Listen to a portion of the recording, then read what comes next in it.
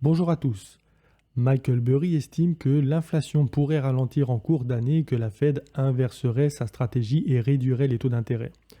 Alors l'idée, c'est que la forte demande des consommateurs liée au surplus d'épargne depuis la crise Covid et l'arrêt de la production, parfois allant jusqu'à plusieurs semaines, a bouleversé l'équilibre entre l'offre et la demande, une demande bien plus importante que l'offre disponible. Donc dans cette idée, l'inflation que l'on connaît aujourd'hui ne serait pas directement liée à l'augmentation de la masse monétaire. Alors, il y a bien sûr la crise énergétique sur fond de guerre, mais là encore, la cause n'est pas l'impression monétaire excessive.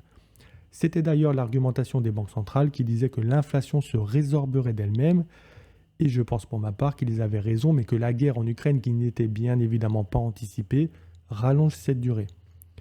Et donc ce bouleversement a obligé en quelque sorte les fabricants à surproduire et les grossistes à surstocker, car l'offre et la demande n'étaient plus coordonnées. On se retrouve donc dans une situation où, à mesure que la demande se réduit parce que l'épargne Covid a quasiment disparu et que l'inflation se fait sentir pour les ménages en difficulté, les stocks continuent de grossir et il va bien falloir écouler ces produits qui deviennent rapidement obsolètes. Et donc Michael Burry estime que pour déstocker, les détaillants comme les fournisseurs devraient diminuer leurs prix et nous devrions constater un ralentissement des prix à la consommation.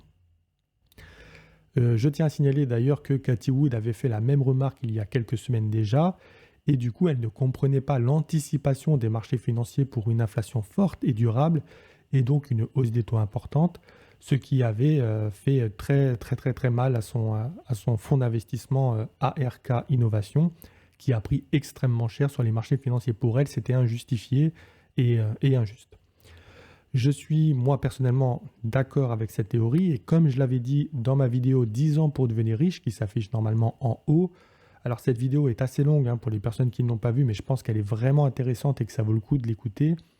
J'explique pourquoi, à mes yeux, nous sommes en train de rentrer dans un nouveau capitalisme déflationniste et non pas récessionniste.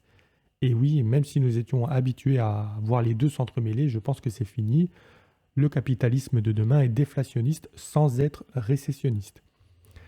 Et alors tout ça pour dire que ce serait très positif quand même cette nouvelle, mais ça n'enlèverait pas la crise énergétique que l'on connaît.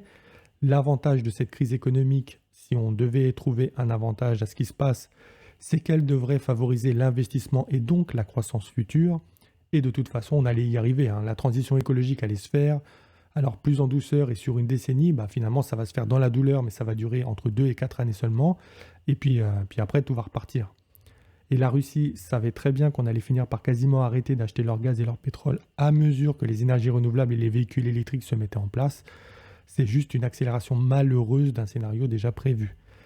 Alors en tout cas, moi, j'espère que cette vidéo vous aura éclairé un horizon qu'on n'a pas l'habitude de regarder. Et je vous dis à bientôt pour de nouvelles vidéos.